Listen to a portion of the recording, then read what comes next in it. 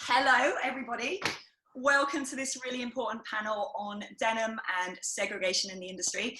My name is Amy Leverton. I'm the founder of Denim Dudes, and I wanted to introduce the topic of this conversation and my amazing panelists, but I first wanted to kind of outline how and why this conversation came about in the first place. Back in June, I got a DM from an amazing woman called Morgan Elise, who I'm hoping is watching. Hi, Morgan, if you're watching. So she had some passionate words that she wanted to share with me, and I'm going to read her words out because she put it so well. So I couldn't better it myself.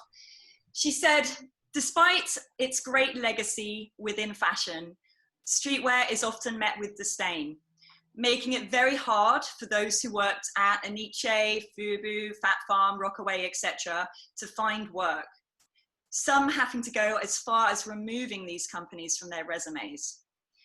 As a young designer, she was saddened to find this out, as these are the brands and the reason why she works in denim today.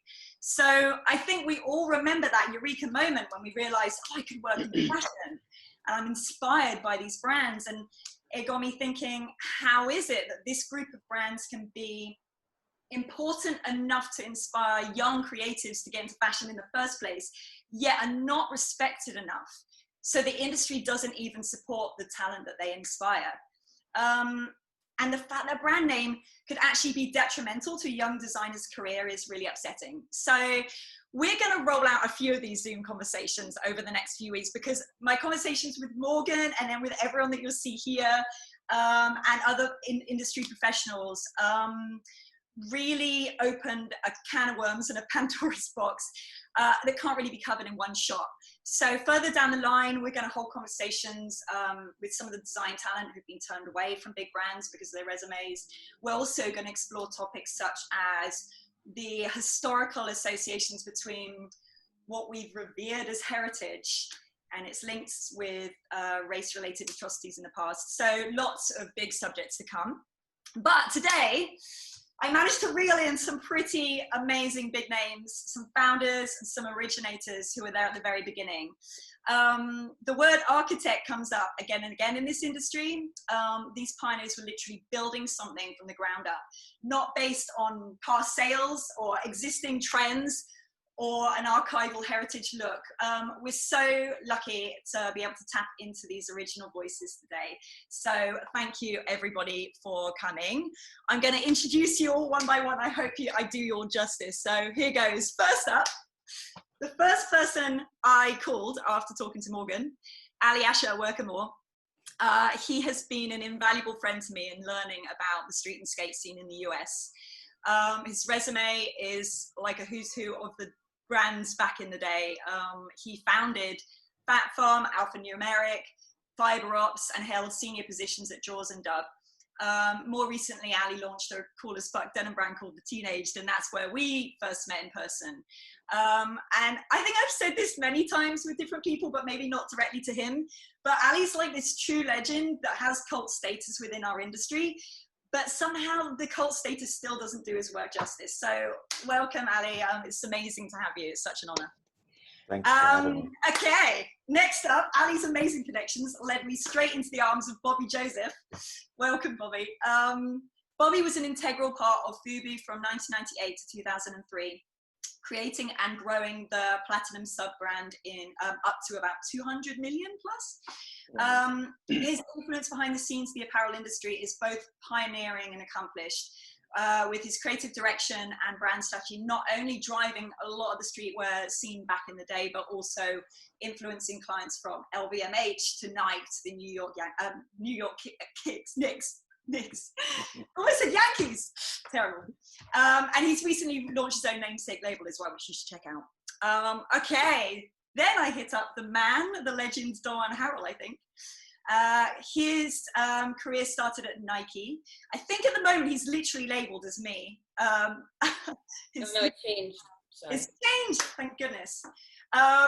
So Don Juan started his career at Nike, but since 1999, he's been front and center of the streetwear and denim world, founding two major names in each field, academics and PRPS. I think we can all agree that Don Juan's influence and expertise has shaped the apparel world over the last 2 decades. Thank you. I would say also that every single person that I talked to was like, you got to get Don Juan, you got to get Don Juan. So Don Juan, thank you so much for joining. Problem. All right, April Walker, someone who I actually don't have the pleasure of knowing personally, or I think I would actually be too intimidated to actually speak to you one-on-one, April. You're amazing. You're a true legend and role model to women, especially in this industry. April has been in the fashion game since 1986 and started her first, her first lifestyle urban brand, Walkerwear, now it's at 1990, right? You coined it and trademarked it in 92, but it was going since 1990. Her work in the industry as a designer, an entrepreneur, an educator, a disruptor, and a brand evangelist has gained her legendary status. In recent years, she's relaunched her namesake brand and then also created the April Walker Scholarship Grant in conjunction with Parsons and Yellow Brick Learning. So she's giving back to the young community of creatives all the time. And then last but not least, I was stoked to reel TJ Walker into this conversation. I don't know if you guys remember the first time that you saw a pair of cross-colour jeans, but I certainly do. Growing up in the English countryside, cross-colours didn't get onto my radar until probably 2000, over a decade after they were designed. Yeah, I think it was probably a Google image search on color block jeans, right? Something like that. And I was just, my mind was blown. It was so fresh and different even, 10 years after the fact. Cross colors design definitely grabs your attention, but the brand founded with his partner, Carl Jones, was not just groundbreaking design-wise, but built on disruption and revolution, pushing socio-political messaging and promoting positivity around African American culture as well. TJ is also a professor at FIDM and a public speaker, so continues to inspire and empower young brands and entrepreneurs today. Now, on to my moderator and new best friends, and then I promise I will shut up. I was encouraged to speak to Simone through Morgan, again, the official curator of this talk. And we've probably been on the phone for 5-6 hours since that last call. She's taught me so much about the brands back then, but also about the true struggle being a person of color in this industry. Simone has an encyclopedic knowledge of the streetwear industry in America.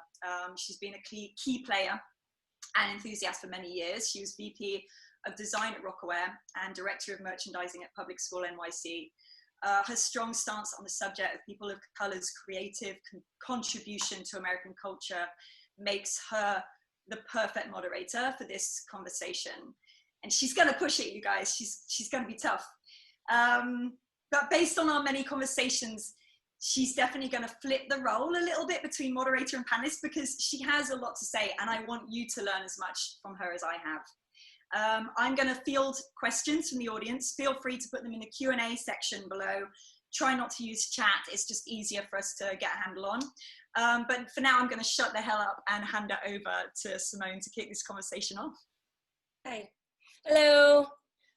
Thank you very much for that, Amy. One, I actually would prefer the panel just to speak because what we're looking at here is the true cultural pioneers of a total fashion movement.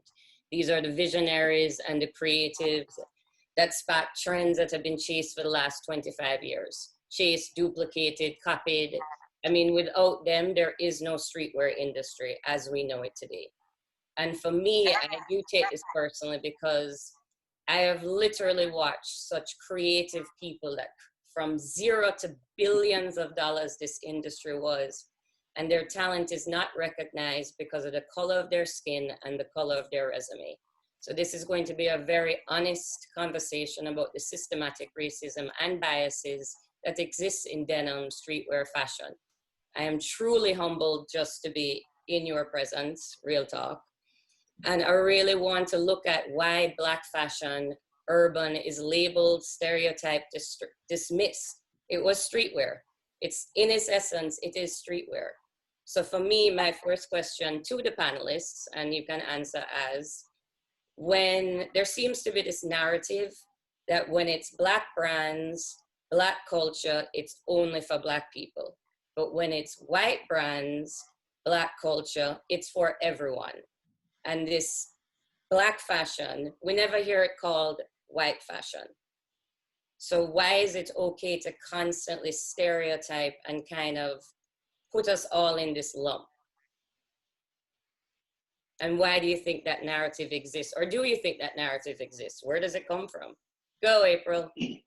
I say that it's a microcosm for what exists in our world right now, you know, the fashion industry. When I think about what you just said, I think about why do we have a multicultural division when it comes to advertising versus just advertising dollars. You know, there's so many like code names for marketing to us, for us, but not by us. That's why that problem exists. It's called creative looting. I think there's a lot of creative looting that's always going on in the fashion industry. And it becomes mainstream when someone that doesn't look like us makes the things that we're making, then it's like for everyone.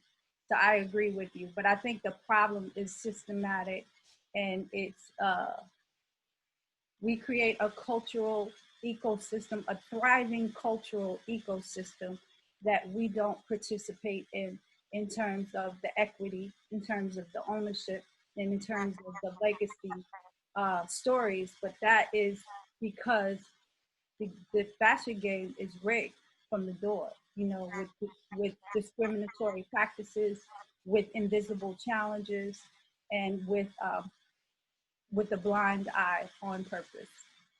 So if anyone else wants to comment in before I ask the next one.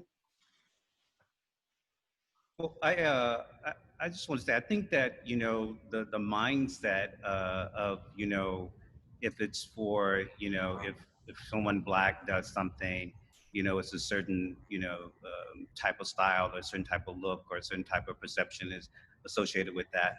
But I think that, you know, I'm from Mississippi and, you know, from the South. So, and a little bit older than some of you on the panel. But, you know, I think just in terms of I'm just going to say as far as the U.S. and I know as far as the South, there was always the thing of segregation. You know, they're separate but equal in terms of that. And I think that mentality is just something that's kind of ingrained into, you know, the U.S. Particularly in terms of how things are perceived or looked at. And so I think that just kind of mentally kind of puts it in a separate box when people think about anything that's done by someone Black and anything done by someone that's white. And I just think that's just kind of a mindset. And I think that's something we need to get away from or try to get, you know, try to grow out of. And I think that's happening, but definitely I think that's where it kind of stems from, a lot of that. So the bias that exists is really a bigger picture. So even though we're in fashion and we're creative and we see things that don't exist and actually are able to put them into realness, we still seem to be looped in that larger systematic issues where we only see things as one way because this is the way it's always kind of been. So when we look at the 90s and 2000 and streetwear, it was very diverse. It wasn't this monolithic concept. Each one of your brands that you worked on were very separate. They had their own identities. But as the industry got bigger and bigger, it seemed that everything just started to kind of lump into one. So where Aliash came from State and Street, and academics wasn't really hip hop, and Fubu was a very different brand, all of a sudden the labels of urban, hip hop, Black fashion started kind of, and you saw even in Magic, everyone started squeezing into one little pocket. Why do you think that we are not able to be seen as not all the same and allow our diversity to be shown more and to be accepted? Like when you look at, and I'm just using it, white fashion, there's all different levels. They're all different. Just because they're brands that are associated with rock, they don't get lumped into they're just this. Why is that conversation of we're just this continue to happen? There's there's another consideration that I think everybody should be mindful of, and that's the business of it, right? So let's go back to merry-go-round and cross colors, or fast forward to Fat Farm, Academics, Fubu. So merry-go-round and cross colors, that's like 1990, 91-ish, somewhere in there. Fast forward 2001, Federated Brands, right? So those two mega companies, they had gatekeepers, right? And the gatekeepers were motivated to keep silos, right? So you know, it's easier to purchase and plan when you know that this consumer base is coming in your store for that. So I really understand the conversation of systemic racism and obstacles and being black and da da da. But there's also a business side of it, that it was just easier. It was just easier for the buyers to do that. And over time, it snowballed into something that wasn't beneficial to most of us in our careers at a later date. Alex, you had something to say? Yeah, I kind of want to add on to something Bobby said. So kind of the root of the conversation in general is that racism stems from resources and economics. So the business of, you know, this conversation comes from economics. So if you're a salesperson and you've been in this industry for so long, and then this new burgeoning thing is happening, and there's all these like Black folks or people of color doing this thing, and you're a white buyer or a Jimmy Jazz kind of a guy, you know, that running this thing, and you don't want to take the time to understand what's going on, you have to create a box. You're not worried about looking for nuance. You're just like, oh, it's all brown people, so I'm going to call it urban. It doesn't matter if it's like skateboarding or snowboarding or hip hop or denim, or, you know, it could be a bunch of black skydivers. It doesn't matter. They're going to put it in one place and call it urban, which is code word for black, because they're going to, it's an assumptive box, and it's a lazy, racist box, because it's just an easy way to put us all in the same place, to sell stuff back to us, which is even crazier. Done. You know, I would actually agree with Bobby about the economic standpoint, because it was easy to typecast us as a group of people, even though we're all individual designers, to be put in this one box of style. And to try to break out that box was always very difficult for us, because we're always typecast once the enormous impact of urban, street, hip hop, whatever the case you may want to call it. But ever since then, it's been very difficult to break out of that box after that typecasting. But it was definitely more based on economics more than anything else. It was easy to just kind of say, okay, well, we're going to go buy this from this group of people today, whereas everything else is separate. You know, this is just what I've seen over the years. And for the most part, of like that consumer base from age 15 to 30-ish, right, during those periods of time, they weren't looking for a vast majority weren't looking for brands in those stores that, like, remember Bad Boy, the surf brand, or Billabong or OP, or brands that catered more towards a young men's white audience. The Black consumer wasn't looking for that. They were looking for something that was that spoke to aspiration, that spoke to the connection to hip hop music, which is we could do a documentary for a year about the influence of hip hop music in culture, right? So so in part it was easy, and be mindful of the snowball effect over time. If you keep saying things over time, it loses its meaning, right? and it morphs into something else, usually nefarious, right? So where it started off, if you would have said urban in 1988, it wouldn't have been a curse word. Well, urban was Prada. Prada used to call itself urban. When they came out with the red label, it was urban.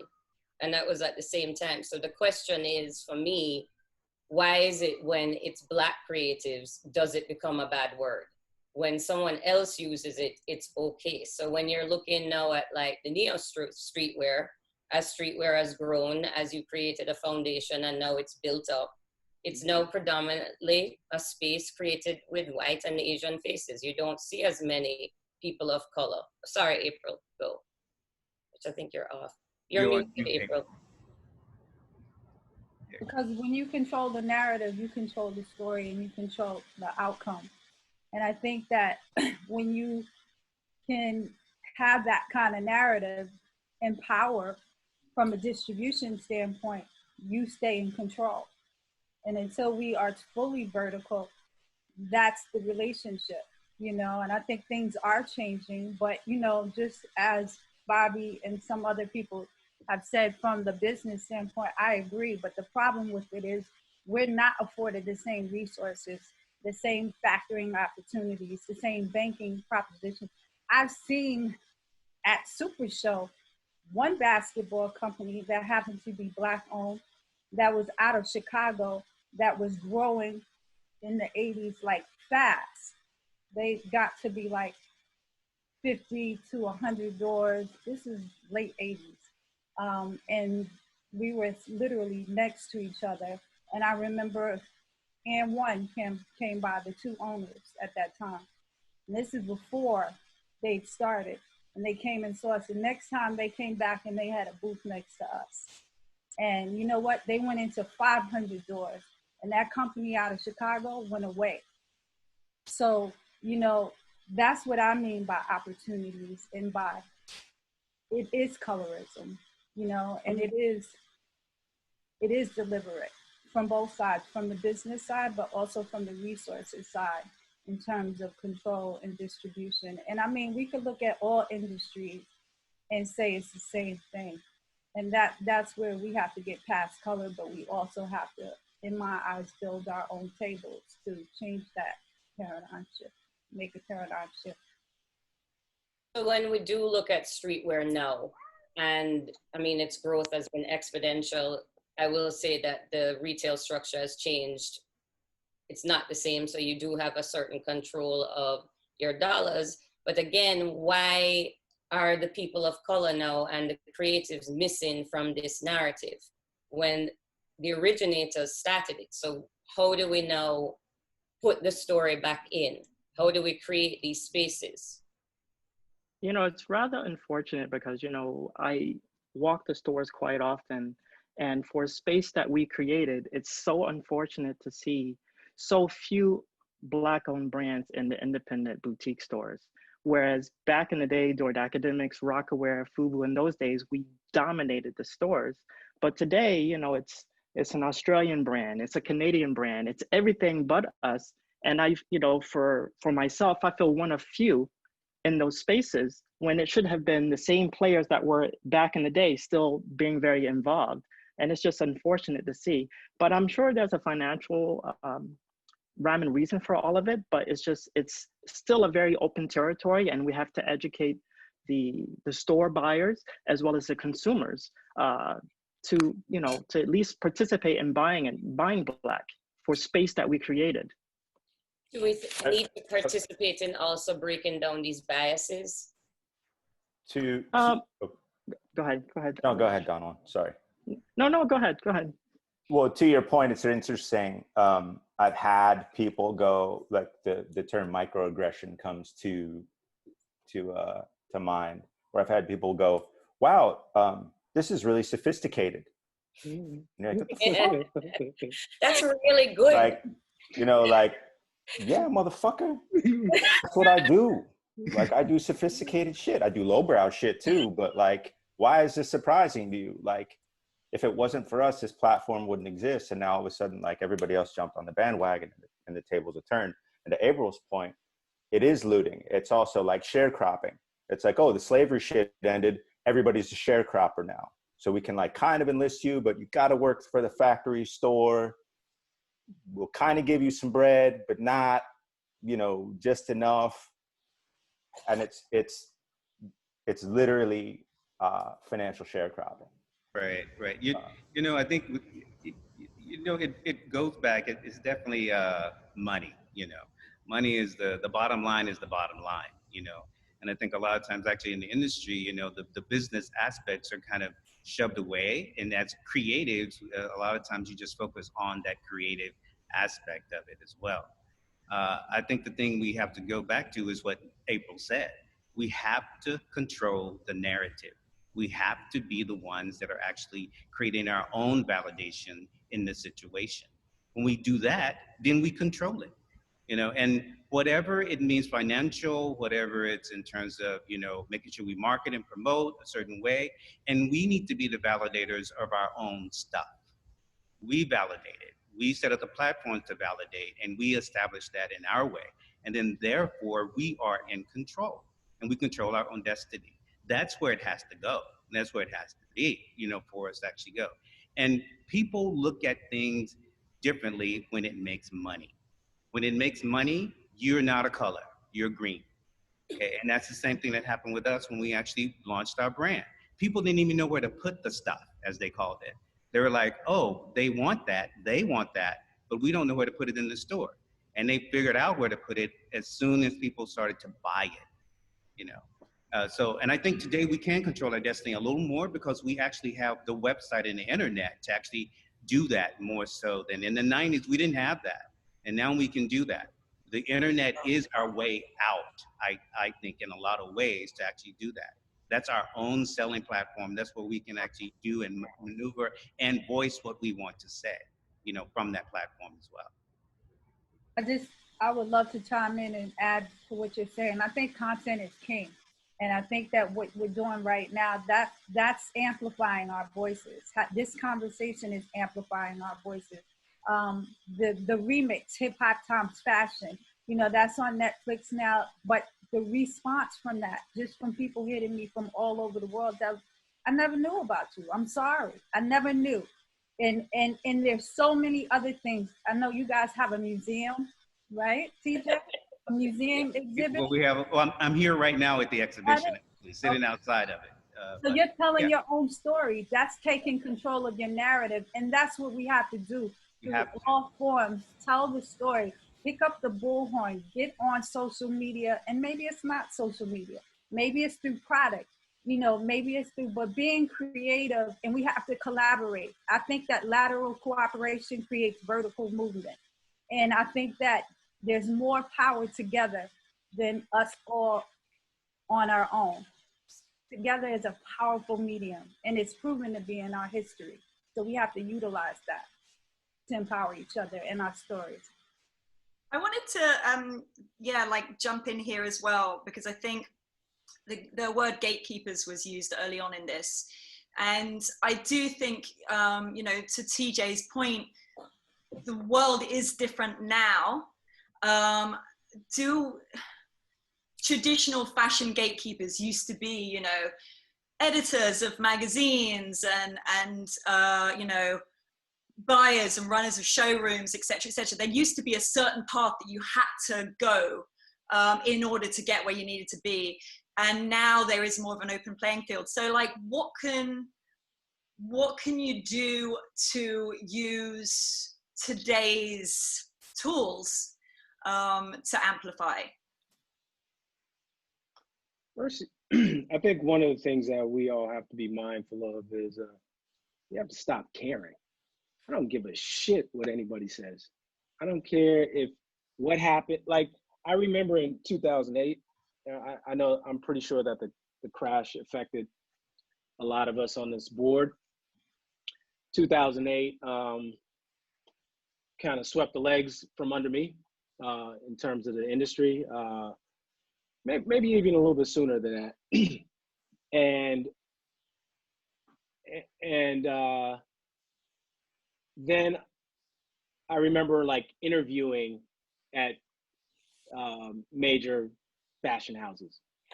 And they were very dismissive and insulting and all that stuff, right? And at a point, I just like, okay, I'm not doing this anymore. I'm not going to go to oh, I'm sorry. Am I muted? Am I muted? You're good. Okay. Keep going. Yeah, I came to a point where I was like, I'm not gonna prepare to go be insulted, right?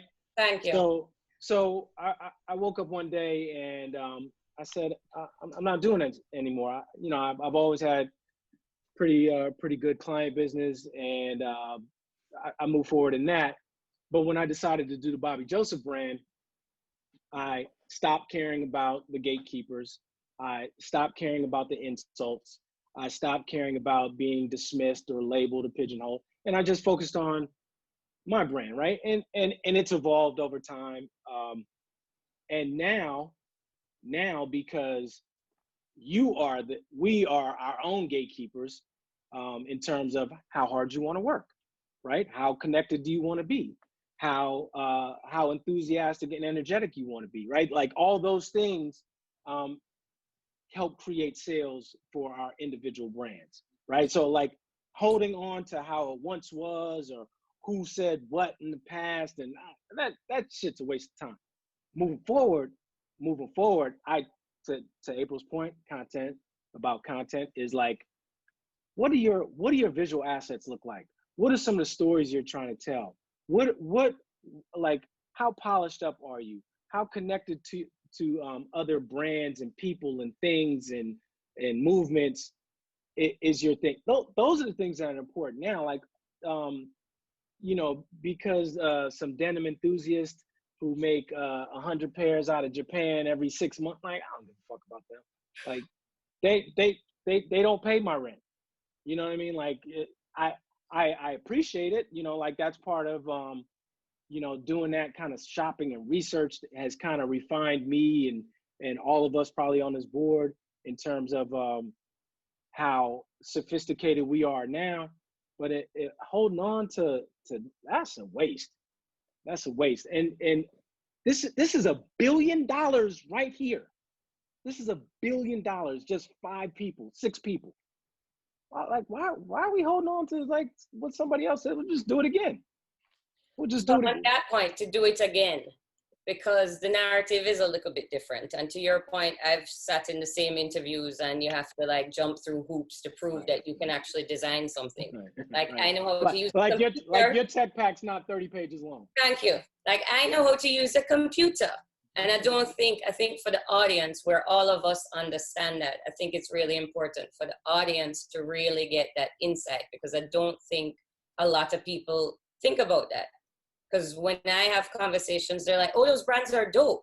I'm like, yeah, to you they are. But when you sit in a traditional environment, they look down on it. For some reason, it's never been good enough. And when you create your own, then yes, you control your narrative. But for kids that are coming up, for them to have that kind of ownership, to understand that their creativity is just as valid as anybody else, that actually their vision is stronger than anybody else's, because culture drives dollars.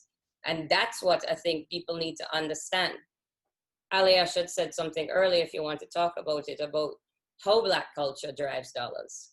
And if you want to just speak on that quickly. I mean, we're looking at a mirror image, I think, like hip hop with the history of rock and roll. So you have this thing called rock and roll. It comes out of the blues. It's Black culture. White kids look at it as rebellious. It's exciting. It's new. It's not crooning. It moves fast. It evolves out of, blues and jazz. A lot of kids used to call it rock and roll jazz. And then there's a style of dress that evolves out of that, right? And then you have this whole other side of the industry, and then it's accepted by white youth as rebellious teenage culture. So hip hop does the same thing. Streetwear has done the same thing. It's mirror image, just a different time. But then what happens is you get the corporations that are like, oh, wow, there's all this bread there, right? And then you look at all of what's been happening with protests and riots and the white financial establishment freaking out on how they're going to say, we give a fuck. So there's all this like we just existed now. Right. And it's like, hey, we're here. In my eyes, the only people that have been caring have been Ben and Jerry's, because they're actually supplying you with, you know, why, how, what you can do. You know, this is why we are where we are. Really supplying people with information. And anything else is apologists. I mean, can you imagine being, and largely performative, can you imagine if Black kids collectively stop buying, just out of the Nike brand, stop buying Jordan and Dunks? It would be an utter collapse, because white kids, I don't care what anybody says, white kids started buying Jordans and Dunks because Black kids were buying Jordans and Dunks. That's the way the whole chain of events works. And yeah, some people might say like contextually it's different now and blah, blah, blah, blah, blah, but it had to follow. It's interesting culturally, like where people love to erase context and nuance. But contextually and timeline wise, sneaker culture came from Black kids. I remember getting into New Balance because all my friends that went to historically Black colleges brought them back up from down south, because it was like some DC, Maryland shit. And it was like, oh, New Balance. I got to kind of get on that. And there's a bigger picture, because it's also like, what's the word? Aspirational goods. You know, if you had New Balance at the time, it meant you were wealthy. And so there's a bigger like social economic conversation, and us spending money to feel better about ourselves. And that's like a whole other part of the conversation I'm sure we'll circle back to. But I think it's really interesting to Bobby and to everybody else's point that like you kind of just have to stop giving a fuck and make your own, because once you look for acceptance outside of yourself, you become beholden to everything else. And so if you look at that on a business scale, it's like being a people pleaser. Nobody likes a people pleaser. That's why most of the brands right now look like shit, because they all look like the same brand. It's like one big brand. Sorry. It's like, go ahead. Sorry, and it's very critical. It's not, it's true though. But it's like one giant brand. So, oh, we're all looking at the same trend boards. Well, what happened to not looking at trend boards and being your own person, which is where everybody on this board came from? We all started our own things. Discovered trends and brought them. They now aggregate our trends. But we didn't. They don't create the trends. We discovered and created trends. No, we didn't discover them. We created them. Created them. So when you're creating them. That was my point. Like kids that went to historically Black colleges created the trend of New Balance being popular on the street. And then it went, you know, from there, it might've gone to Brooklyn or Uptown or, you know, anywhere else. Air Force Ones. When I was a kid, if you saw Air Force Ones, you're like, that's a Harlem dude. And then later it was discovered by a handful of Brooklyn dudes that might've gone to like Harlem Prep or, but like nobody wants to talk to those stories. So then, I mean, one of the conversations I'm having with these dudes from Nike is like, why does Drew Greer get written out of like the Dunk story? Nobody would be wearing Dunks if it wasn't for Drew Greer, but it's a Black dude. And he's completely written out of this story. Anyway, sorry, kind of like spun off on a bunch of different places. Example though, because it's creation versus aggregation, because you're creating the basis that have honestly lasted 30 years, and now they're just aggregating. They're just taking that content and they've turned streetwear into consumerism. It's no longer culturally based. It's just grab it, like the whole hype culture, which is fine, because back then it was the same thing. I mean, my colorways were created based on what Nike was making. We had it all hooking back because it was all interconnected. Like you had an in Nike because you needed to know what colors were coming out in spring. And that just seems normal. Now you're looking at it and it's still beautiful to see it in its essence, like the creation and how it's literally just continues to give. Like your vision continues to give generation after generation. But where I find the frustration is there's a lack of knowledge, which is why we're having this panel, because knowledge is power, and power allows you, once you have the knowledge, bias is hard for you to have because now you're seeing it as it is. But through this aggregation, like for your point, like create your own. Like for you, Don Juan, you did create your own. You had academics, and then you literally went, woo, into luxury. Like PRPS was incredible denim at a much higher price point with an elevated thought process. Like, did you experience, I'm assuming you did experience bias, because I think there was conversations where you didn't want people to know it was a Black brand. So as we build these things, do you think that bias still exists? And I know we don't give a fuck because nobody gives a fuck anymore, but. Yes, it's wholeheartedly exists. You know, those brands back then that we had created, the word urban had become a dirty word. So I wanted to create something that was quite commercial, a luxury commercial line, and something that I was very familiar with living in Asia for a long period of time prior to coming to the US to design academics.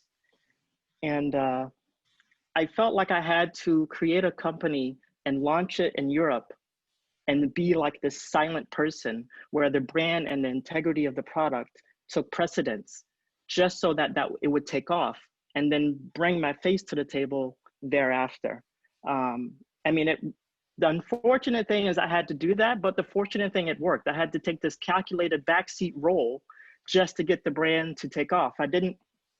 I wasn't part of that LA denim circle that I was, you know, I knew guys, but I wasn't, and I knew my shit.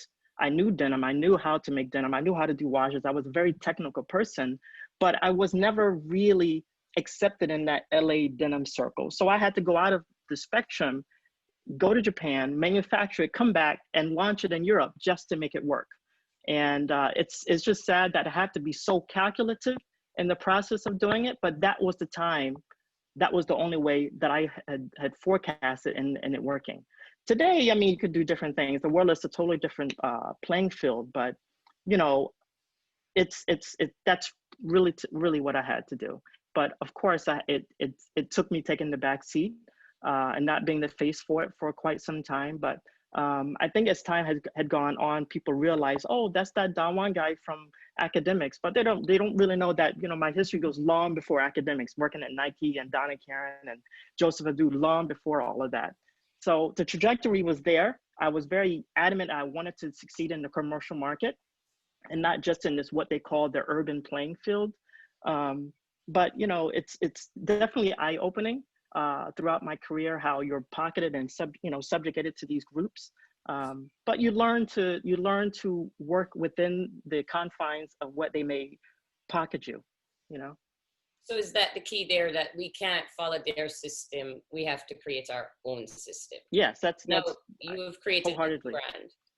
Do you feel that same pressure with this new brand? You know, the industry's changed so much, and this can spin off into a totally different conversation. I was actually having a conversation with my wife and my oldest son about this morning, about how, you know, I feel like social media is good and bad at the same time.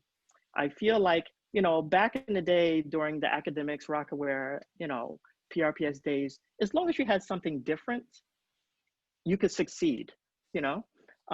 But today, the social media, I feel like people get on social media and they want to wear exactly what they see somebody else wearing. And so it's not about being in a store and being different. It's about, okay, I got to have my Stan Smith. I got to have this jean. I got to have this shirt because they see X, Y, and Z in it. And so screw all the creative stuff and the beautiful stuff. I just got to have that. So the playing field is just different. You know, it's more about who's wearing what. And even though I would love to see, you know, blacks by black, or, you know, more black companies in this independent boutique stores, but it's just the market's changed significantly. You have to kind of work with the system the way it is. So, because this would be a whole conversation in itself, and Aliash actually touched on it a little bit. Why? So the black dollar is $1 trillion, yet the black dollar only stays in the black community 6 hours. So there also seems to be our own kind of internal, to a certain degree, bias. And if we think, and this is kind of a question off the top of my head, so it may sound a little crazy, if we think that when Black kids start buying Black again, will the white kids follow? Is that part of kind of what's happening right now? Like, buy Black. Of course. It's not just for Black people, like it's for everybody. And to basically educate Black people that, hello, we are here too. You know, our generation, we were enamored by these brands. I know me growing up, and I remember when I first got out of college and I was seeing Maurice Malone and Carl Kanai, all these really great aspirational Black brands. As I saw it, they were aspirational, but I feel like this generation is so different. This young generation that, you know, I've had to I feel like each collection or each group or each clothing brand I create, I have to attack a new generation of people every time. And I have to sit and I have to analyze and I have to investigate what they want and how they buy from an intellectual standpoint. But yeah, I feel like the opportunities are there, but you just have to attack it differently. I'm sorry, I cut somebody off. I can't stress enough about just not caring. I just don't care. To dovetail off what Don Juan's saying about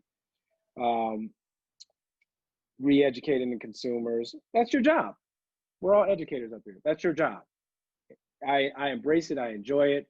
I you know, like it's an easy way, like being an educator is an easy way to storytell too, right? So, you know, you could say, you know, I've had conversations with 50 people in reference to all of you all at some point in my career, right? So like, I enjoy being an educator in that. That's one. Two is direct to consumer, the margins are so much greater, right? So your dollar. It just allows me to just, I don't, you know, and I have friends with beautiful stores and they asked me to be in them and you want me to ship to you wholesale and take half of what I would get off of my margins direct to retail and you know, like my website is producing orders every day. I don't know. And the trajectory of this is like, it just might like retail might only be pop-ups and some very special niche beautiful stores, right? Like just, you know, the notion of being in 1,600 Foot Lockers, like who cares? So it's also reimagining that retail space and how right. Like I'm gonna let you dictate color. I'm gonna come up with this great concept for a brand, for a vignette, for a delivery, and then I'm gonna let somebody who does sales or buying come in and tell me I need these colors. Like no, we're not doing that. Days are over. Days over. I think it's too far for me. I think as a brand, I agree with you, Bobby. I came back and decided to do this because of the digital era and because I could pick up my bullhorn, because I could bridge the gap with generations, with storytelling, with telling about the 90s and how people that look like us created this multi-billion-dollar industry without being preachy, but just doing through product and then them finding us, right?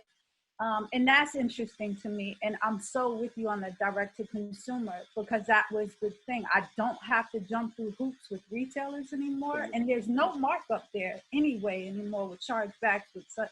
We could go on and on there, but it's much more exciting to create a legacy brand now. And I think what I want to say on the other side is for me, I care because it's 30 years and I see some of the same obstacles, some of the same problems that existed when I started. And I mentor a lot of streetwear brands now that are kicking ass, but it's heartbreaking when they come to me with these same obstacles that existed when I started. So yeah, the gatekeepers, that syndrome is still here and it's changing. It's not changing fast enough. But the good news is we've never been at this point in time in history when we have the attention of the world. So I say, put our foot on the gas pedal and let's make some noise. You know, now is the time to make people accountable, you know, to educate them. A lot of consumers don't even know what the struggles of a small business is. Add being Black on top of that. You know, I think they're a lot harder on Black businesses because of the stigmas that are out there about Black business. So we have to dismantle some of that. We have to educate consumers. I think it's a whole process that can start taking place and unfolding. But I think there are opportunities too at this moment. And I think it's a moment we'll never see again. So it's going to be up to us to decide as a community, as a fashion community, how do we want to see the future? How do we want that? What do we want that to look like? I know I want more people at the top making decisions that look like me, more decision makers in the boardroom, right? Color it up. And I don't mean just Black, I don't mean just Latin, I mean a diversity of the world, because that's when you're gonna get your best creativity, and that's real, right? That's a real world. But at the same time, I wanna see more independents build together and create their own tables. So I'm gonna shut up now. No, hello, keep going. So we have 4 minutes left. I don't know if everyone can stay because there's still some things. I actually want to circle back to you, April. Are we good on time? Is everyone all right? Huh? All right, so April, circling back to how hard it is as a woman of color.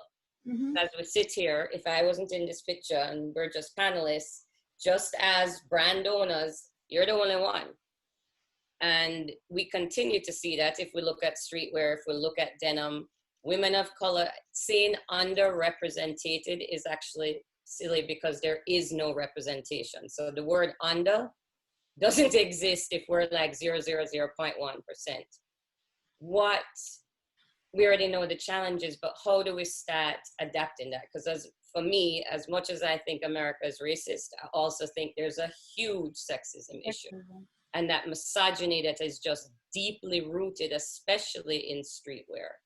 So as a woman of color that owns a brand and that is constantly inspiring, what do we say to the girls that are watching right now that are kind of like, I want to be part of this. How do I do this?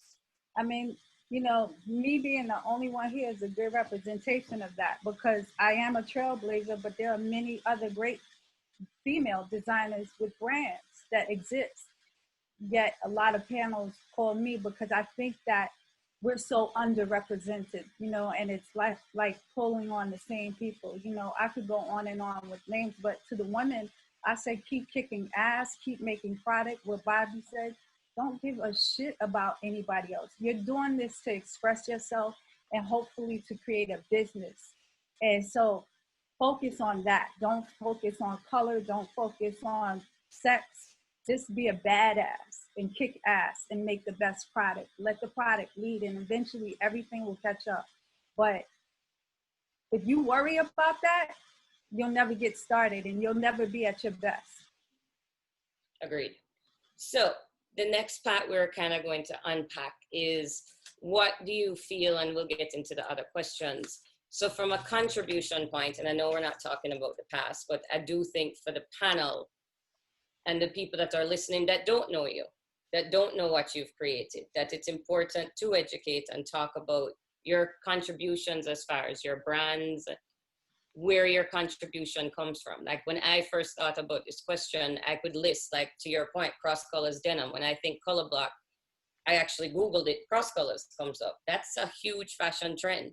When I look at April, I think of workwear, the rugged wear suit, raw denim, selvage denim. Like there's so many things that came out of that period that are still so prevalent right now and still so important. So if you think about your brands, like what was your contribution? And sorry to put you on the spot. Keep going, each one, whoever wants to start. Because each of you gave something amazing. No one wants to. I guess. I sent it the email to you yesterday to think about this one because it's not an easy question. No one reads their email. Not so much. Just showing that kids are far more intelligent than the salespeople that build the boxes to sell them goods, and that they have far more points of interest. I always found it fascinating sitting in corporate meetings and the sales manager was talking, basically just belittling his consumer and acting as if they were some sort of sheep. My guy, which is why I hate the term as a term of endearment now, because it always it's like PTSD, reminds me of like some dipshit sales manager going like, my guy only likes the hat that goes with these sneakers, and he only listens to this and he only listens to that. It's like, no, you know, Don Juan's wearing a fucking Bad Brains t-shirt. Like, people like a lot of different shit. And basically you get to a point of sales dictating design, which is really dangerous. So being able to build a brand that defied all the boxes, I feel like that's, you know, because we did outerwear with Alpha in particular. We did outerwear, we did Japanese denim, we did selvage denim, we did. And this is all in 1990. So this I just is no, Alpha America is 98. 98. So if you think about the references to where selvage is now and where it was back then, no, I don't feel like a lot of people are using it. No, but I mean, prior to that, pretty much everybody on this page was using selvage denim in 92. But who else was, I think my thing is, who else was using it? It was really something that had kind of gone away. Yeah, it had absolutely gone away, and it became this kind of like, when we all discovered like what was so cool about it, we all jumped on it. Right. And it, you know, similarly, everybody here made a pilgrimage to go to Ebisu at one point in time. You know, you know, because back then we had those dollars to also spend. Sure. So contributing that to a larger pop culture, I suppose, you know, bringing that to contemporary pop culture, at least for me, that's my, you know, how I feel my contribution is, and saying that like there's a kid from Brooklyn that rock climbs and snowboards and skateboards and throws hip hop parties and knows Puffy, and, you know, like, or just going to start his own thing and really doesn't care about the status quo, and collected polo and helped North Face make millions of dollars, because that's where all their money came from anyway. You know, there's a total tangent, but there's a scene with Cedric the Entertainer at the end of Get Shorty where he talks about our contribution to the GDP that everybody should watch, because it's amazing. I will go off on a complete tangent, so I'm gonna leave right there. I don't mind the tangent. Okay. But the denim space, the majority, like, you have people like TJ and April and Carl, who, for me, were, you know, I worked for April for a little while when I was younger. Thank you, April. And watched and saw that this thing could be done, and was a denim enthusiast and learned a lot through the space and got excited about the space, watching the Aprils and the TJs and the Carls. And TJ's brand showed that it could be done on a huge scale, and not as boutique, and globally accepted. And it, you know, we just kind of get written off into this like, oh, you know, you want to go work for Polo? Oh, you work there? You know, and it's that thing. Again, it's like a weird, what they consider a microaggression. You're not taken seriously. Somebody had written in the comments about, sorry. Yeah, I don't know. I shouldn't say I don't know. That means that. I'm losing the plot. I'm gonna mute myself right now. I have like too many thoughts going on. Sorry. Yeah, there's a lot of questions actually in the comments. I think TJ had a comment on. I was just gonna. Do you mind if I just whip through the collection really quick, the museum really quick? Just walk through really quick, just to show some of the things. Yeah. Is that fine?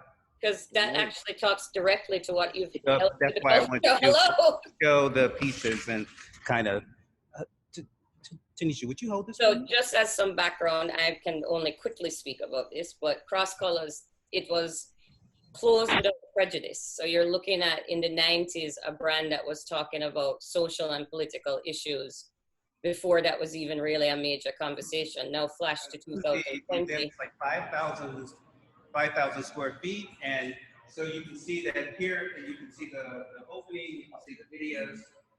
One thing that you guys should watch too is Fresh Dress, which is a great documentary on hip hop, which is like shown here.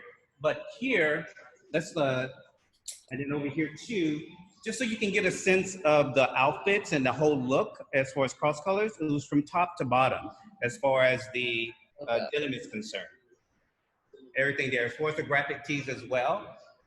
And then the actual museum is actually based on historical events like Malcolm X, Marcus Garvey, those intersections in the brand in terms of color and inspiration as well.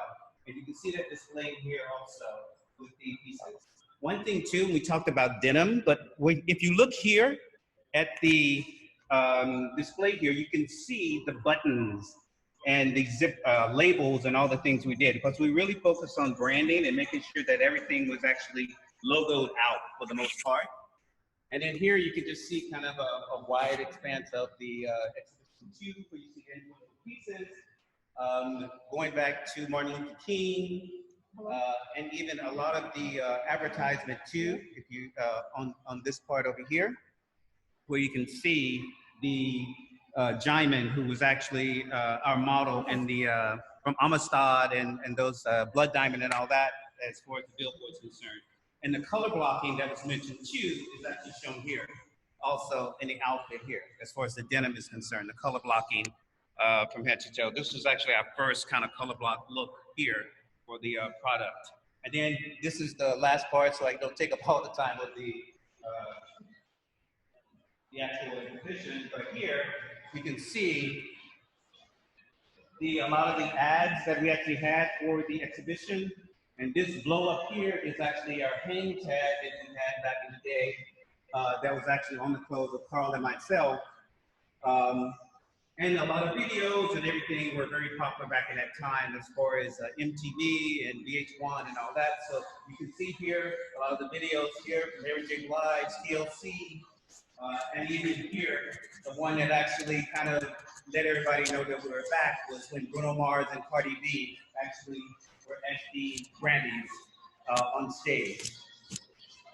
And so that kind of brings us back to where we are now, and now we're back and pretty much selling better than we were back in the day, especially right now with everything that's going on. Yeah, kind of gives you an indication of denim. That's what we want to hear, American heritage, because that is what it is. That was excellent. You took me down memory lane. I'm looking at it and I'm seeing how inspired I've been over the years with regards to your work, you and Carl's work. And this museum is really well done. And when I get to, is there any way I can sneak in when I get to LA? You know what? It's closing on the 23rd, which is on Sunday. So it's the last day. And it's not even open to the public right now. I just happen to be here filming content so we can actually have something for our archives for it as well. So if I pop up on Friday, how can I get in? I'm coming with you. Is there a virtual exhibition? We'll see what we can do. I'll see what I can do. All right. I mean, when you look at what TJ did, honestly, when he showed the label package, how many people flashed back to your 30-page label package? I was like, thanks, TJ. But that was the whole, you opened up a space that allowed for me, all of us, April the same way. Like when you showed it could be done, that changed everyone's lens that said, all right, let's do this. So I guess our role now is to show and to continue to educate that this can be done. Yes, as Bobby said, fuck them, do what you need to do, and just keep and to Bobby's point too, you know, you don't listen to anyone, because if we had listened to anyone back in the day, we wouldn't have done anything. Because everyone is telling us, you know, it was crazy, you know, you're doing color, you're doing all these things, and then you want to direct it to a specific market that wasn't even identified as a market at the time, you know. And you know, and speaking of Jamaican, our marketing director was Jamaican back in the day, David Stennett, and he was the one that pushed us to make sure that we did do that and we did speak about it, because he did not take no for an answer. We don't do that. Like you do, Simone. Yeah, Jamaicans don't take no for an answer. I also might add your colorways. The first time I saw it, I was like, are they Jamaican? Because the colors that you were using were very indicative of Caribbean. And when I come from a very different background, so for me, I feel like I lived in a diversity bubble, because I was raised in Jamaica, went to Canada, my family is very diverse. And when I moved to America, I was in streetwear. And so everyone around me was a person of color. So I just had this kind of ecosystem, and I was never really exposed until the crash and it all went away. And I was kind of like, wait, why are people looking at me? To your point, Bobby, why are they dismissing me? I run a $300 million business. I was shipping monthly before you even knew what that was. I had Asian and European distributors, and they're looking at me like, so can I see your tech back? I'm like, I'm applying for a vice president position. Why do you need to see a tech pack? So for me, and honestly, I think for everyone on this panel, I think I applied for a job for all of you at one point or another. So this to me, even reminds me that it is possible, that we just need to keep pushing. And when I see you, literally there's like this much that's just dedicated to what you created. Because it is so incredible. And clothes without prejudice. I mean, we're in 2020. Enough with this shit already. Like anyone that's listening, enough with this shit. Stop looking at it as this limited. You're all here because you're creative. Have vision, have purpose, look beyond, because it's not what it is. And they're lying to you if you think it is. Like Don Juan is, if you saw his washes, like if you're a denim head, tears come to the layers of what he created. The base colors, how we put the colors, just the construction of it. Like stitch color makes a difference. And if you pay attention to his denim, everything was different. The amount of colors. Like he should not have any, LA should be bowing down to you. And I think that's what. I don't understand that LA thing. That's the most illogical kind of story you told me ever. I was like, who in LA is dismissing Don? Like, that doesn't make any sense. I can tell you. I mean, I know. You'll be amazed. You'll be amazed. But you need to know, and honestly, some of it is why I asked that question. We need to big ourselves up also. Like they need to bow down. You are amazing. And if they're not, that's because their business is whack. And honestly, if you look at LA denim, it all looks the same. And then you have Heritage, which is a cuff selvage. Bitch, we were doing that in 1989. Like there's nothing new there. It's raw. April did raw in the 90s. So I really think that the more we say that, and yes, it's a little bit of this. And what's wrong with that? Sorry, I went on a tangent there. So I think there's questions. I think part of it again is it's like the streetwear space or the quote unquote urban space. It's just there's an old boys club that has ensconced itself in. They are, to Bobby's point, they're the gatekeepers.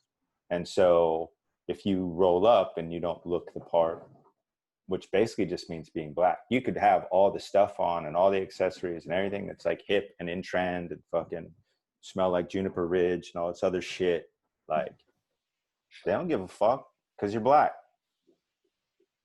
It's that simple. Like, I hope everyone listening is hearing this. And then it's like, oh, well, you know, Don Juan builds fucking muscle cars.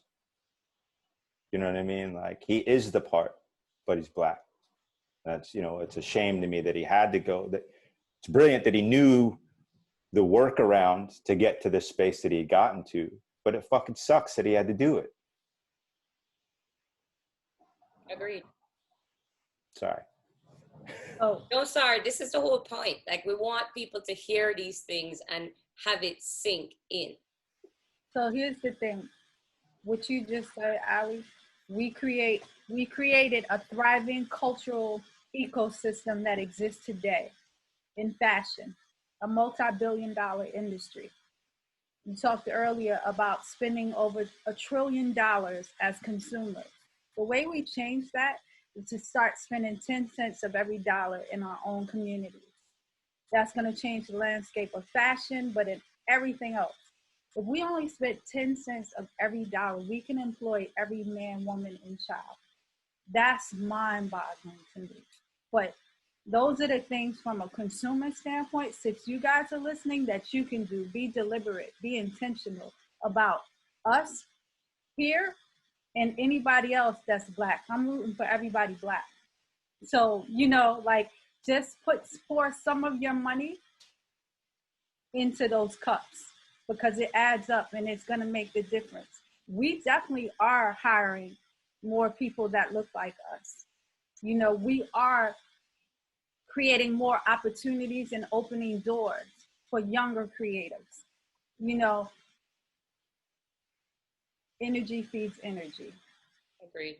And I believe all the panelists will get resources so that they can actually look. And what's great about this time is now that it's easier to find the brands, because there's so many social media sites that are popping up. There's way more conversation, so you can be engaged and ensure that you are buying in. And I mean, when you say that 10 cents, that's mind-boggling. There's nothing that exists anymore that's 10 cents. To your point, Simona, there was a question actually from Daniel Carmen, who said, what platforms are Black designers creating collectively to make store owners like myself aware of their brand, their work, and their story? The Real and the internet is a big place and can be challenging as buyers to find brands, especially Black owned. But I don't know if I would agree. I think that you just got to do the work. I think it is out there. I think the information is out there. The brands are out there. I mean, I guess things like this help, but I don't know what everyone else thinks about that. What other, you know, platforms could there be? Go for it, Bobby. I don't think that's realistic, right? Like and with absolute respect, it is the cheat sheet that you find a listing with all the Black brands.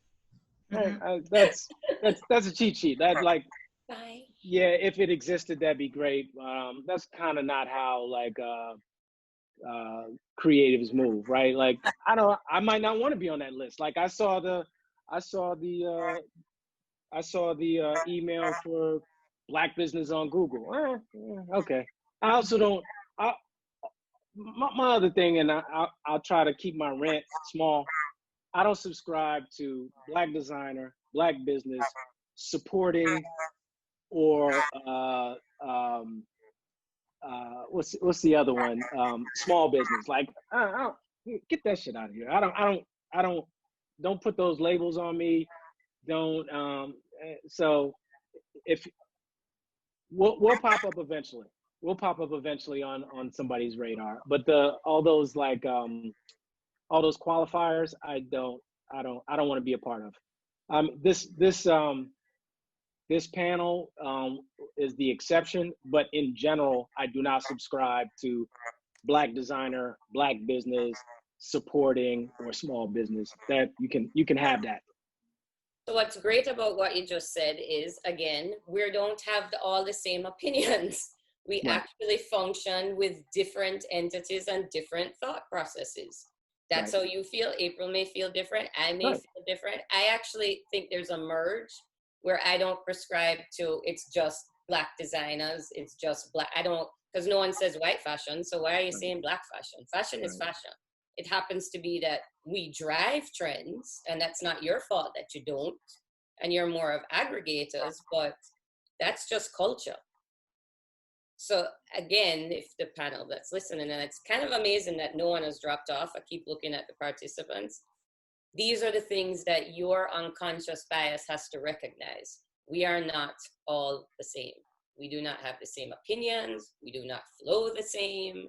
We think differently, and it sounds crazy, but these are things that I think people actually just think we're so monolithic. And yeah, I think for me today, I'm neither here nor there with it. I want my work to speak for itself and stand on its own platform in the stores. And if people are feeling the product, I want them to buy it, but I don't want them to buy it because, oh, I'm Black. I understand what Bobby's saying with regards to that. I want the product I think the work and the integrity that I put into my denim washes, I want it to stand on its own, and I want people to value what they're seeing, and that's it. So I can pose this then, just to be a debater. So when you're looking at big companies, and I know we're talking more smaller, but like say a Sephora, who need and should have Black business, in their selection. So why shouldn't we push them that you should have that? You should be buying Black. Why don't you represent it? Because the people that are buying you are represented. Or the reverse. Okay. If you don't have it and you're looking for it, stop shopping there. Like, you know, it's your money. You don't, like, nobody's forcing you to go spend at a store that won't represent what you're looking for. Like, I don't shop there. You insult me, or if you don't have what I want, I don't shop there. As simple as that. Like, you're also someone that doesn't buy off the internet stuff. Yeah, I don't, yeah, not really. I think there is a balance where you should have to have accountability, especially for me. I'm just, all these big companies that said, and I'm talking in a larger ecosystem, that put those Black squares up and we're saying, oh, we hear you, we see you, and now it's kind of like, weren't we there before? Like, all of a sudden you see us, when large corporations are putting percentages in, saying, oh, we should buy Black. We should buy these Black brands. There's huge, and that's how their businesses grow. If you're at 1 million cap, how do you exponentially grow your business? And in some cases, you need larger resources. You need that help. Yeah, you know, I think to that point though, you know, I really support buying Black. I do, honestly. I support buying Black, but I support buying good Black product, not just buying Black. I don't want people to run out and say, I bought something Black. Well, maybe they didn't ship it to you on time. Maybe you didn't, you know, maybe when you got it, the quality wasn't good. All those things still come into play. It's still business. It's still a company. It's still quality. It's still doing the things that you actually do as a business owner. You know, those things still have to come into play. It's not just buying Black. It's buying good product, you know, that comes from a good place, that actually has a purpose, that actually, you know, sustains itself through years of whatever, you know, those kind of things still apply to that formula. But we as a culture, we need to start addressing it from the inside out. We need to look within and start there to actually support. And we do have to do research. It might not be easy to find that Black company that actually is doing a great job at what they do, but take the time and go through the internet, do whatever you need to do and find them. You know, do some homework. You know, we owe it to ourselves to do that. You know, it's not easy. And who said it was? Because it hasn't been easy for any of us anyway. You know, but we have to learn how to navigate for us and through us as well. So I'm going to circle back to something, because this actually, when we had our brands, we also had media. So you're looking at Source, Extra Large, Vibe. There's 2 more that I can't remember. No, our media, our voice is now a little bit, and I don't know how to phrase this properly, it's a little bit more diluted. So you're seeing like streetwear culture again, it's predominantly white and Asian. How do we, because someone popped up, how do you get that visibility? Is it also the fact that it's brands, media, that our collective voice needs to be larger? Depends on what your goal is. It depends on what your goal is, right? Like, so if you're an independent business now and you ship $1 million B2C, you made a lot of money. Right? Like that's a really healthy year. Whereas if you go back to 1999 and you shipped $1 million, the margin is way thinner, right? Like there's just so many, just your media buy for that month might've been 50K, right? So, and the production on getting the production cost on doing the photo shoots and getting the stuff to media, that might've been another 20K, right? So like, and then you're shipping wholesale, and then you're dealing with discounts and chargebacks and things like that. So like $1 million in 99 is a lot less than $1 million now. I think my point, sorry, I may have not put it correctly. It's more that back then, to the gentleman's point, he could find us because there was a media resource that was talking about us. So now you're not seeing that same representation where it's, again, because we had an ecosystem. There was a predominantly ecosystem that created that kind of circle of information, even the retailers. Yes So, and no, because you also weren't getting into the editorial sections of Vibe Source if you weren't advertising. They would do a favor here and there, but for the most part, if you were a small brand at the time, you weren't getting in the editorials, right? Like you know, you might have knew a stylist and they did through your bone, but like you weren't gonna be in there monthly. Yeah, you had to buy a page. yeah. Then, Had to buy for the most part. Right. which was nothing shy of more than or less than $10,000 back then. Right. Right. Yeah. And now your whole budget for the year can be $10,000. It's gone. Right. Yeah. Right. But those magazines today, magazines in general, are less relevant today in the market versus social media platforms. So that's what I'm saying. So in social media, the voices that can help promote that, do you think that they're being amplified? Like, It's the same as high beast and complex, right? So, you know, you gotta pay to play to get over there too, right? It's no different. The same, absolutely the same. So do we want to look at some more questions, or anybody want to go on a rant? Don Juan, you didn't get to rant. I'm not a ranter, I'm sorry. I feel like we all had our moment of ranting. I have a good subject that I think everyone might want to rant on, if you want it. Yeah, great. Someone has asked, and Bruce Johnson has asked, he said actually he doesn't know if this is a question, so let's see. When I look at people like Virgil, Heron, Don C and that tribe, how associated are any of you with them? Has anyone thought about tribes and building them? Today, you don't need help, you only need you. Bobby's message is loud and clear. I'm sure the panel feel the same. They're already doing it. But yeah, bringing up the subject of Virgil, Heron Preston, etc.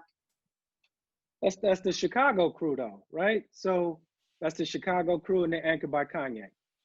So, you know, you saw that type of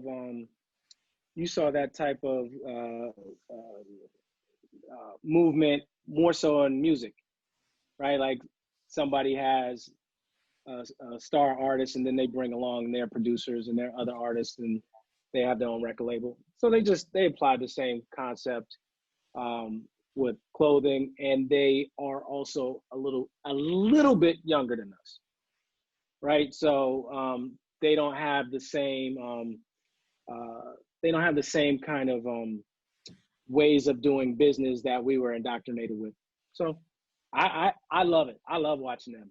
I applaud them all day long. They're doing a fantastic job. I love it.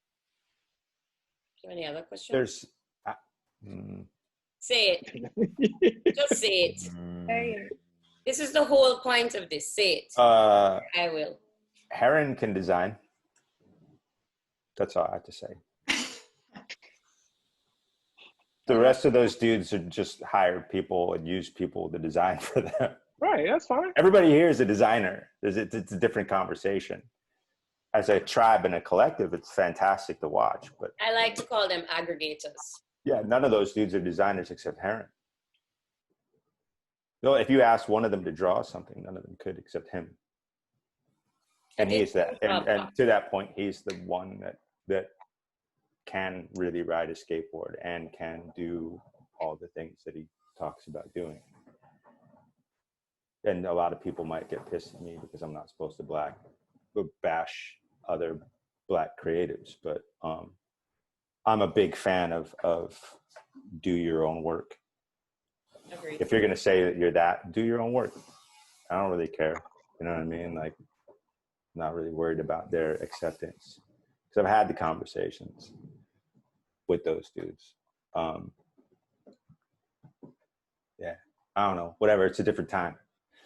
Well, to your Anyway, but it's cool. It's cool to watch and, you know, get yours. But it's just a different kind of get yours. Our get yours came from it was a far more meritocratic environment. You know, everybody here, like, you're like, wow, I watched Don Juan get it. I've seen him build tech packs. I've bumped into him on the streets in Hong Kong. Like, you're out there doing the work. It wasn't like, oh yeah, I just got this dumb kid that has like 4,000 followers to do all my work for me, and I'm going to call it my brand, and I'm going to throw him a bone, like throw him some likes. I have respect to those dudes. So it's a different thing. Like, people like whatever 6ix9ine because he's a rat. That's a new culture. It's like, it's the antithesis of what this conversation is. So that's cool. You know, that crew of design is a very touchy subject for a lot of designers. Yes. You know, I'm a bit old school myself, you know, formally trained or whatever. And, you know, sometimes I feel like, you know, the bar sometimes has gotten lower, you know, and I feel like the work needs to get put in over time. But they, you know, I love the accolades that they've developed, you know, for themselves. I love the amount of press that they've gotten. I like to see Black faces in those positions, you know, but, you know, is the bar the same back then like it is today? I don't know. I just feel different about it. I have a follow-up question to that. What are some of the brands that you guys actually look up to today, right now? I'm going to tap out on that because I don't have a good answer. I think that says a lot. I mean, right now I have a vintage Bad Brains and a pair of vintage Levi's. So I'm more of a vintage guy. So, I mean, aspirational brands, I'm low budget when it comes to buying brands. Right. Yeah, it's tough when you know how much it costs to make it, right? So, exactly. I'm going to ask a question. Is it hard now for us to be aspirational because what we're buying is what we created to a certain degree? And I say that with yeah. You take it apart. Yeah. My guy Charnay from Leisure Life said to me a few years ago. He said, "Bobby, if you could wear your own stuff from head to toe, you would." And that really struck a nerve with me. And I was like, that's the goal. I want to wear my own stuff head to toe. And hopefully you do too. Yeah, I mean, hopefully you want, you know, the people who, you know, the people who buy my product, hopefully they enjoy it and they feel the same way. Everyone on here and a whole litany of other people, I really enjoy their stuff. I think it's just thoughtful and creative. I just want to pivot and wear my own stuff now. I think to Bobby's earlier point about not giving a fuck, having aspirational things is a sign of insecurity. As you go older, you get less insecure. I don't need certain things. So yes, there are certain things that are expensive for a reason, and they become somewhat aspirational. Having a Range Rover, it's like, you know, this very old British company, the yada. But I'm not worried about impressing anybody anymore. I want to feel good in my own things. And I know April's giving me the side eye about that, but like, I don't need, so when you're younger, right? You're a young kid in a city. I want to floss. I want to look fly. I can look fly without aspirational goods is my point. And if I'm conditioned to consume aspirational goods versus buying land or stock or something else, that's my point, I guess. Like, so I'm far less worried because I'm far more confident with myself about being accepted. I feel like a lot of our consumption as Black people for aspirational goods was about finding acceptance. And once you're not worried about, you know, being accepted, you're not really worried about the aspirational goods as much. To Bobby's point, don't give a fuck. Yeah. So that would be your closing quote. Don't get it fucked up. I like the profit margin of making aspirational goods, right. But I'm also not going to feed anybody the Kool-Aid.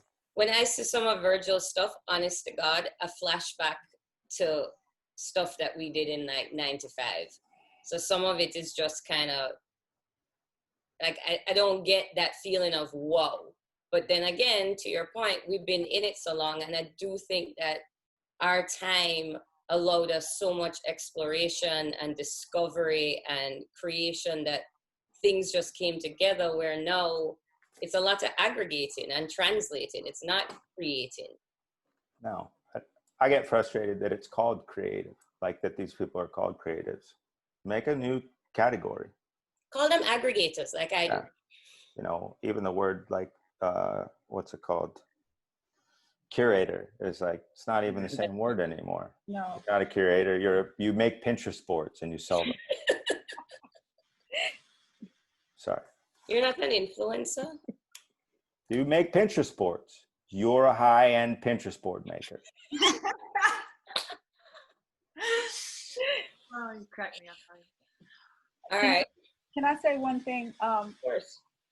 So earlier, when we were talking about Black designers, I agree with everyone. Let the product lead, right? So it wasn't making the blanket statement of just buy Black. I said if we spend 10 cents out of every dollar, and that's not aimed at Black, everybody can do that and start supporting Black. And the reason why I'm focusing on Black is the same reason why there's a statement that Black Lives Matter, because our fashion industry is a microcosm for what's existing in this country. And everything is off right now. And it's not a level playing field. And so when I say I'm focused and rooting for everybody Black, I'm focusing for that seesaw to go like this. And so if you guys can understand that, you guys can understand, of course, I don't have, everything in my closet is not Black because I love great products, you know, but I don't wear everything from head to toe. That's me anymore. I buy other Black brands right now and I wear them on social media because I have a modest following, and I'll amplify those brands because they might not have that platform to let other people know about them, because 44% of Black businesses have already folded between February and April. So imagine how many in fashion have gone away. So, you know, that's probably even a higher number if we just look at fashion. So I'm just saying, like, yeah, but I let the product lead, period. As a woman being Blexican, starting out when I did, it wasn't popular. I was scared as shit to let people know that it was a woman doing a men's brand because it was a very misogynistic time within hip hop. I was in love with hip hop, but I wasn't sure if people would have received that. So I let the product lead and speak for itself. So I'm always a firm advocate of you can never make something sustainable. You could get all the hype you want, but without substance, it's not gonna last. So it is about, for me, product. And I think when I say for me, I mean, when we talk about culture and creating a thriving ecosystem, it's about quality. As a community, we just have to be intentional to level the playing field. That's all. So my assumption is when you say buy Black, honestly, sorry, is that it is of quality. It is of product. I wouldn't that's all. I just wanted to clarify that. We're going to obviously buy great product, and I think that association that Black brands give great product. Black brands develop great product, creative, quality, unique, amazing. Because when you said it, I just assumed that we're talking about great product. Right. But like, why would I buy shit just because it's from? I'm not going to buy crap just because it comes from. You still need to show up. And I just want to employ not just Black, but everybody dig through the crates to find some cool Black brands right now. Let's bring the stock up so we can level playing field. Like, that's all. And that's the same thing with Latin. That's the same thing with Indigenous. I think the fashion industry has a lot of whiteness, if we're honest. And we need to get rid of the whitewashing and replace it with equality and have some equity spaces that make sense. Agreed. I just thought about a brand that inspires me. A brand from Houston, Texas, called Grits. Levi and Toya, and they had initially wanted to start out in the streetwear space, and then kind of created their own lane, which is really cool. And, you know, I like the fact that they subversively push a difficult conversation, you know what I mean? Because they're, you know, or an uncomfortable conversation, just the name alone, because grits is like, it's not, grits is, you know, you make what you can out of it, right? And that their mascot is a crow, and is basically poking fun at Jim Crow. So instead of having somebody like Gentleman Jim Crow from Dumbo, he's the reverse. He is using, you know, using it to combat the system, if you will, by co-opting it and turning it around. So I really like Grits. There's another brand called Rosser Riddle, which is mostly music based. It's not a black brand. It's a young white cat from Georgia. But he makes some really cool rock and roll shirts. And what he does is he works officially. He doesn't have a lot of bread, but he works with like Sam Cooke's estate. And the money goes back to Sam Cooke. If he makes Sam Cooke's shirt, he does Otis Redding shirt, he does stuff like that. But he's contributing to their family's estates respectfully. And I think so he's not just kind of co-opting this thing. And I like those two brands. And they inspire me. And they're mostly printables business, but they do really cool stuff and they put in a lot of work. Let me dive in. And Bobby. Sorry. With the exception of the panel, and what you just said, it made me think of some brands that are friends of mine, as well as some brands that I really like. One is Leisure Life. He had a store for 5 years on Myrtle Avenue in Brooklyn. He makes his own product. He has his own. He's offline. I mean, he's online only now, but I like his stuff. I also like Fruit Market. They make some really cool stuff. He ties that to being a vegan, and he does storytelling through food and cuisine and being a vegan, and ties it back to his professional design story. And lastly, I really like Victory Lap. And Victory Lap, what's so cool about them is, much like Supreme, is Victory Lap is a sentiment. So when you see a Victory Lap, a garment that says Victory Lap across the chest, I like that it's this sentiment. You know, like I just had a victory. I just did something great. So those are my three brands that are owned and designed by Black people that I think is special.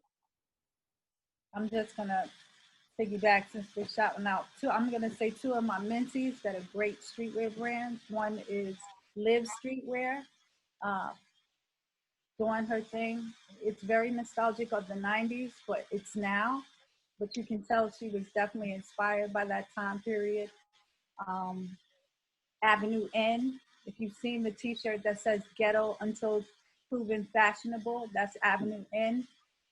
I like what Fee Noel is doing. A lot of her silhouettes, she's not really streetwear, but as a Black designer, I just love how she's creating beautiful silhouettes and telling our story through fashion.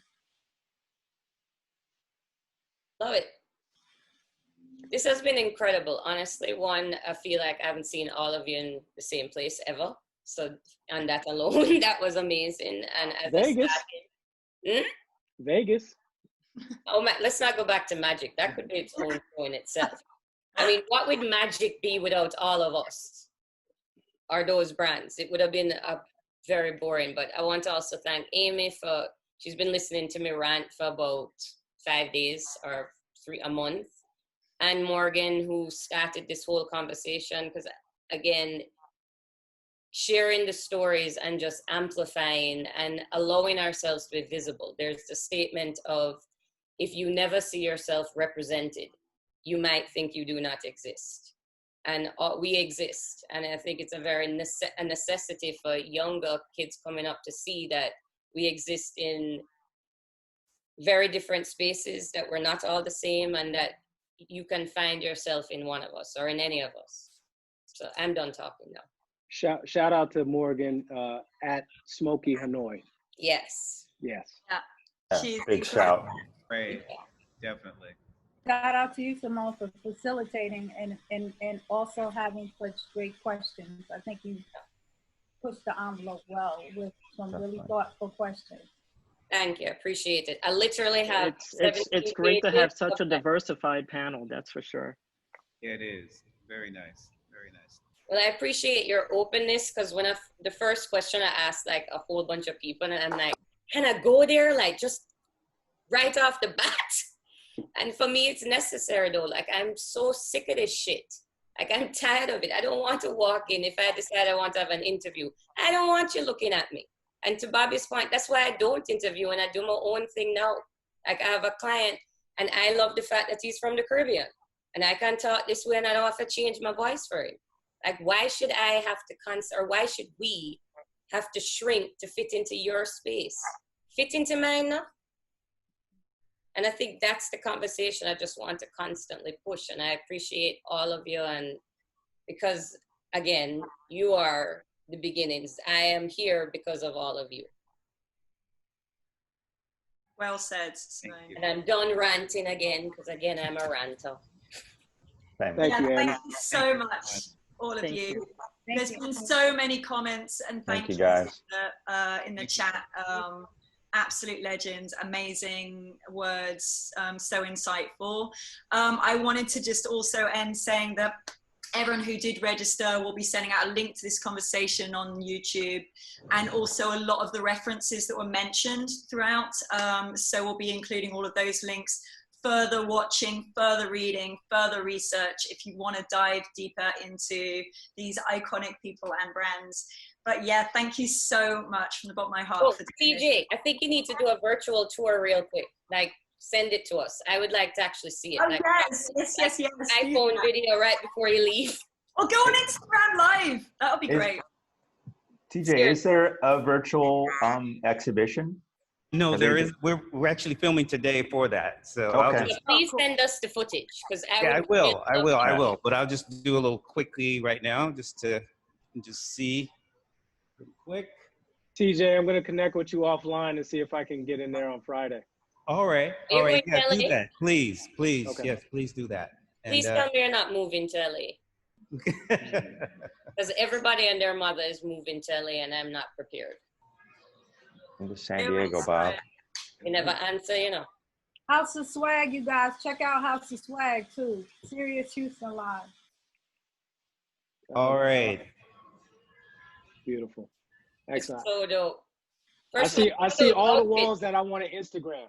Exactly. But you see some of the outfits and I'm like, yo, wasn't that on like the whole flashback feeling?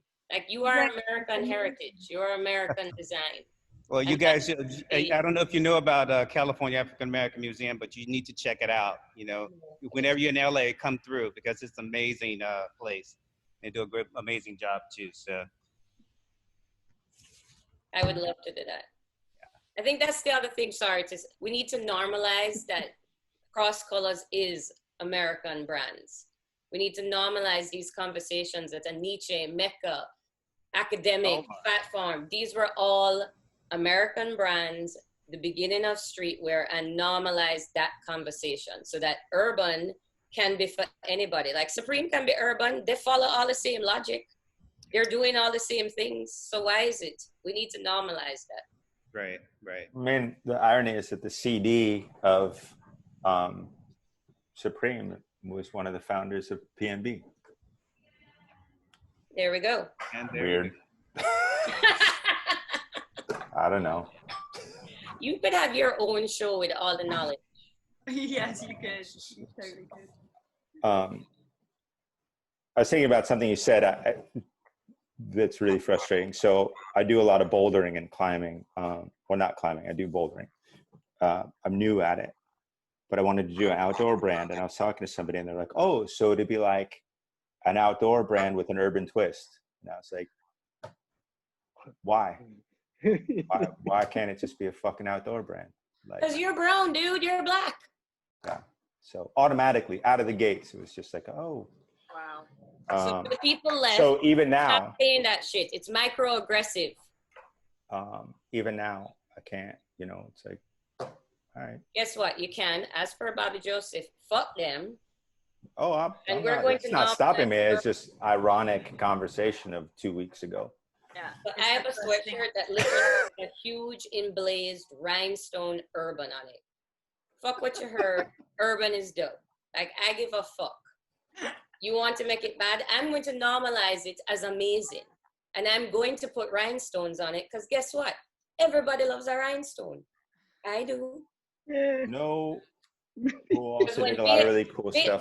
Bitmore did their logo in a rhinestone. And I was looking at that like, if I had done that, I would be like, oh my God, it's so they do it.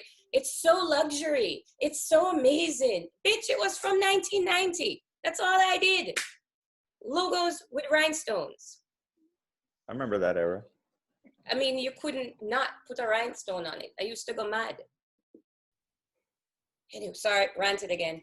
It's all coming out now, Simone.